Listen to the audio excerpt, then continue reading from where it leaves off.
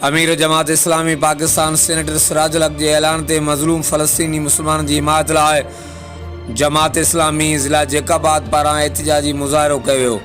मुज़ाहिरे की अॻुवाणी Maulana Abdul Hafeez Bijani, deputy general secretary Jamaat Islami सूबा सिंध हाजी दीदार अली लाशारी, अमीर जमात इस्लामी ज़िला जैकाबाद इमदादुल्ला बिजाणी, अमीर जमात इस्लामी तालका ठुल की क़यादत में कयो वियो।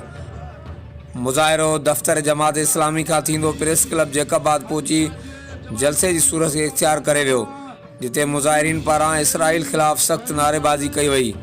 आखिर में जमात इस्लामी अॻुवाणनि पारां हुकूमत पाकिस्तान का मुतालबो कयो वियो त हू फ़लस्तीनी मज़लूम मुसलमान लाइ मदद लाइ अमली तौर अॻिते अचनि।